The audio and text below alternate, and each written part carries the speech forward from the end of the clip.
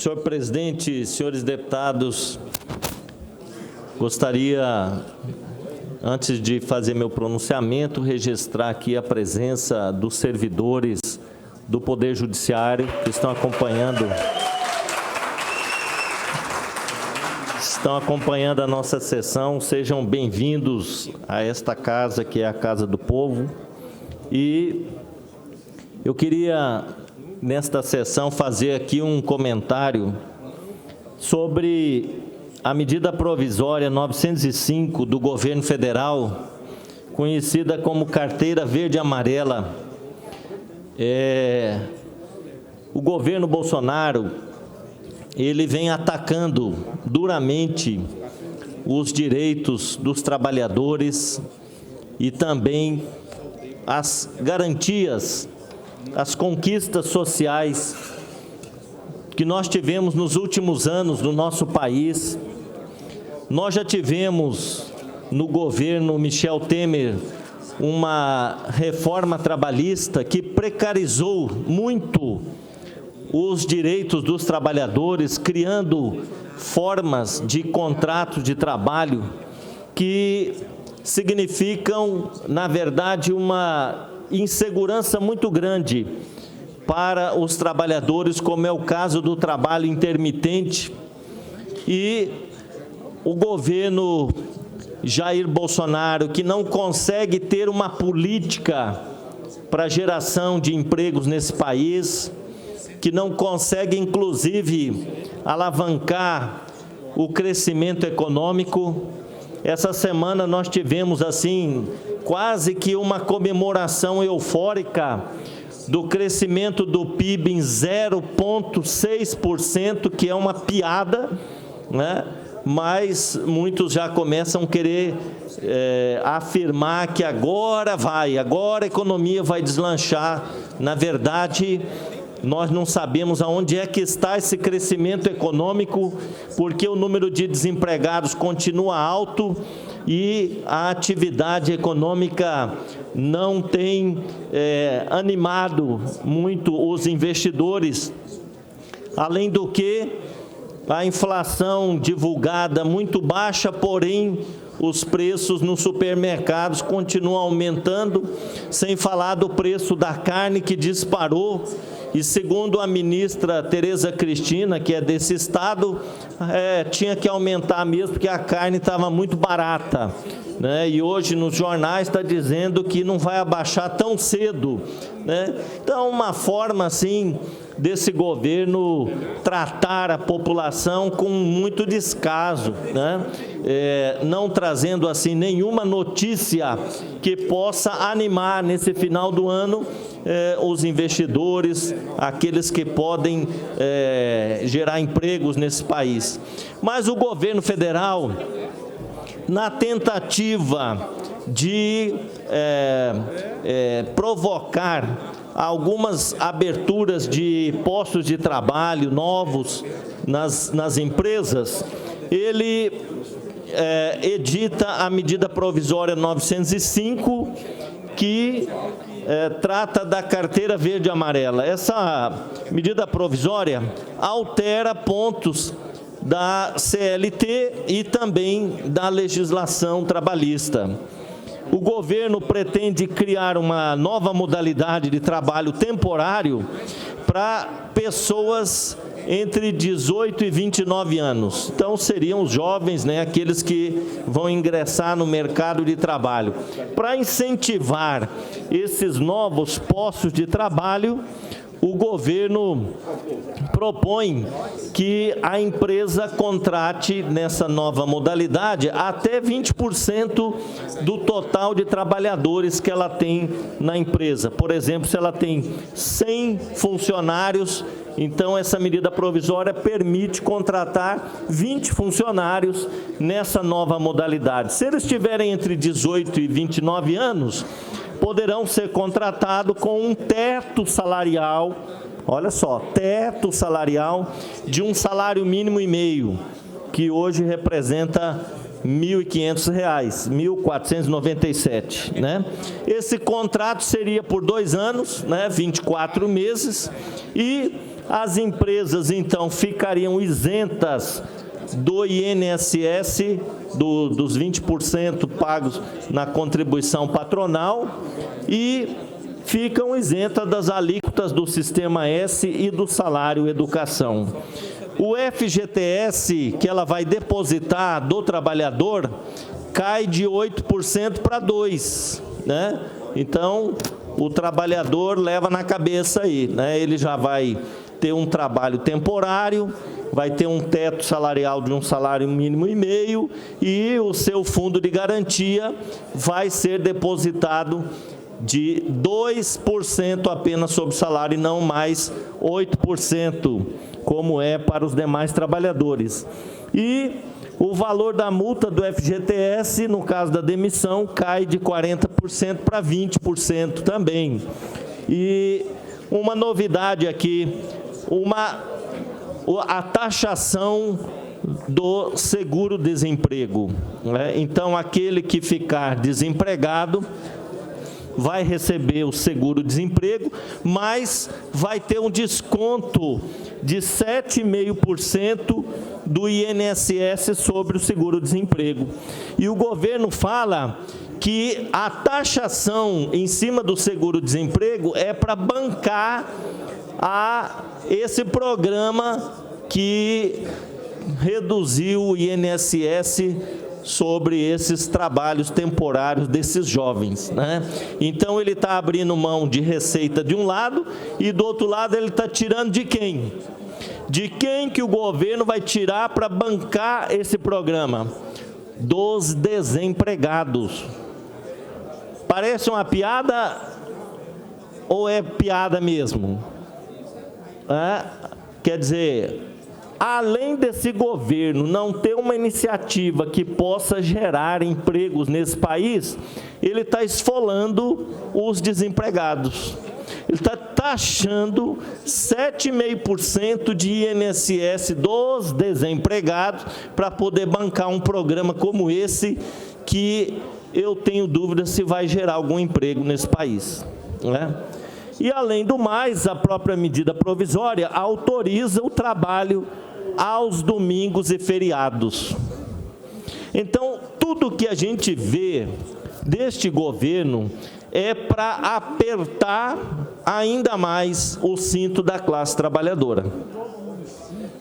Se nós vínhamos, nas 2 décadas atrás, acumulando conquistas sociais, índices de diminuição da pobreza, da miséria nesse país, se a gente tinha programas de transferência de renda para apoiar as famílias em situação de vulnerabilidade social, e se a gente tinha proteção aos trabalhadores, né, com uma legislação que foi conquistada a duras penas e com muita luta pelos trabalhadores, agora o que a gente vê é um ataque permanente aos direitos dos trabalhadores por parte desses 2 governos, Michel Temer e agora Bolsonaro, que deixaram muito claro para a população por que fizeram um golpe para tirar a presidenta Dilma do poder, né?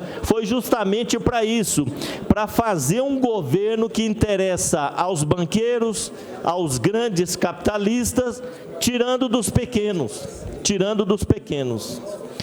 Inclusive, eu quero abrir aqui, deputado Lones Machado, começar uma discussão sobre essa PEC da reforma da Previdência que está aqui na Assembleia Legislativa. Eu fiquei assim, muito preocupado com essas emendas que chegaram aqui dos poderes. Cheguei muito preocupado, porque o discurso que se faz nesse país é que precisa de uma reforma da Previdência, senão o Brasil vai quebrar. Nós tivemos uma exposição aqui do representante do governo do Estado, que veio, apresentou a PEC e falou assim, é uma cópia da emenda federal, né, ipsis literis, e se não tiver essa reforma da Previdência, daqui 3 anos o Mato Grosso do Sul já não vai conseguir pagar a folha de salário, vai quebrar e vai ser um caos, né? Uma hecatombe. E aí a gente vê depois os poderes se movimentando. Acho que é legítimo, né? Agora, eu quero analisar muito bem essas propostas para ver se elas não são no sentido de garantir privilégios. Garantir privilégio. Porque depois a corda sempre arrebenta do lado mais fraco. São os trabalhadores, os que ganham menos, que pagam o pato toda vez. E aqueles que já têm uma remuneração muito, mas muito acima da média dos trabalhadores, esses se movimentam para garantir, né, as suas benesses. Eu fico muito preocupado com isso. Eu acho que nós temos que fazer uma discussão. Se o Estado está quebrando, então todo mundo tem que dar uma parcela de contribuição. É que nem essa reforma agora lá no Congresso Nacional, essa reforma da Previdência no Congresso Nacional, que tirou os militares e tem agora um projeto específico para os militares. Enquanto que para os trabalhadores aumenta o sacrifício, aumenta a idade mínima para se aposentar e tem que se aposentar com o máximo do teto, né, da Previdência Social, e aí você vê tirando os militares, ao invés dos militares também darem alguma parcela de contribuição, aumentaram as suas vantagens. As suas vantagens. Então é querer fazer o povo de bobo, não é? Todo mundo dá uma contribuição. Fica parecendo que quem está quebrando a Previdência Social no Brasil são os coitados dos trabalhadores que ganham um salário mínimo. E isso não é verdade. Isso não é verdade. Porque nós vimos aqui o que representa o benefício de alguém, por exemplo, do Ministério Público, da Defensoria, do Tribunal de Justiça. Significa, às vezes, 20 vezes o benefício daquele coitado lá que recebe um salário mínimo e meio, né? Então, eu acho que nós estamos aqui com uma PEC que é bastante extensa, tramitando no afogadilho, que eu fui contra reduzir o tempo de tramitação dessa PEC. Nós teríamos o direito de debater em 10 sessões para receber emendas, para debater com calma, né? Aí diminui para 3 sessões só, né? Que encerrou ontem. Hoje vai para a Comissão de Constituição e Justiça, terça-feira que vem já vai votar em primeira.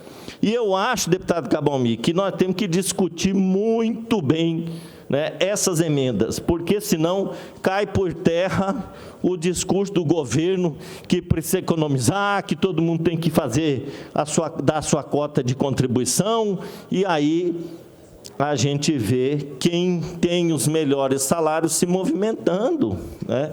Eu fico preocupado com isso. Eu fico preocupado com isso porque é a minha obrigação aqui, como membro do Partido dos Trabalhadores, fazer a defesa dos interesses dos trabalhadores, daqueles que estão aí desempregados aí fora, daqueles que estão subempregados, daqueles que estão no trabalho informal e daqueles que estão trabalhando hoje sem uma perspectiva de se aposentar tão cedo, porque essa reforma da Previdência que foi feita, ela estabeleceu que o trabalhador, para se aposentar com salários integrais, ele tem que contribuir 40 anos.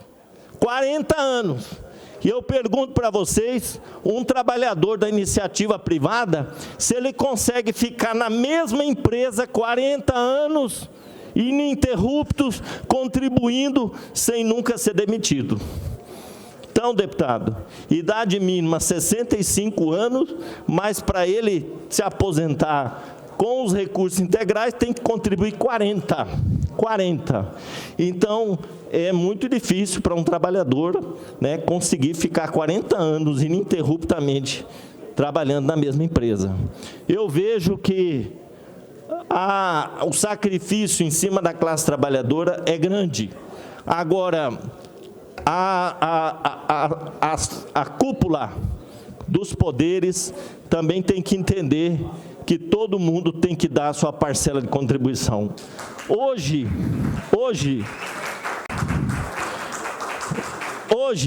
eu vou pegar o caso aqui nosso. Deputado estadual não se aposenta mais como deputado estadual. Não tem mais, caiu isso. O que é justo, o que é certo. Deputado estadual tem que se aposentar como os outros trabalhadores aí, cada um dentro da sua categoria, o teto é o teto da Previdência, certo? Agora, o salário que o deputado estadual recebe permite ao deputado fazer uma contribuição numa previdência privada. Permite. Então, ele vai se aposentar com o teto do INSS, mas ele pode, ao longo dos seus mandatos, fazer a sua previdência privada. Eu pergunto se o trabalhador da iniciativa privada também tem essa oportunidade. Tem essa oportunidade de fazer uma previdência privada, como as categorias aí que ganham os salários mais altos. Eu acho que essa reforma tem que ser muito bem debatida, e eu acho que, se a Assembleia analisar com mais cuidado, joga essa votação para o ano que vem. Joga para o ano que vem. Porque nós não podemos correr o risco de votar alguma coisa que vai interferir na vida dos servidores, todo mundo, né, na sua aposentadoria, votando dessa forma tão rápida assim. Concedo uma parte ao deputado Cabomi. Primeiro, deputado Pedro Kemp, sobre votar o ano que vem ou votar esse ano, está nas mãos dessa casa. Se um dos blocos não fizer acordo para diminuir a sessão, que é regimental, inclusive, que é constitucional, inclusive, não vota esse ano. Eu tenho certeza que, dependendo de Vossa Excelência e de mim, não vai votar esse ano. Agora, tem que um dos blocos não fazer o acordo. É isso, não fez o acordo, não vota nada nessa casa. Está na mão dessa casa. Vossa Excelência citou os militares. Não é surpresa para ninguém, é que os militares estavam ficando fora da reforma. E ninguém vai ficar fora se não for para ter um tratamento diferenciado. E por que esse tratamento diferenciado para os militares? Por conta do exercício da função que é diferente dos trabalhadores normal, comum. É diferente. E por isso está ficando fora da reforma.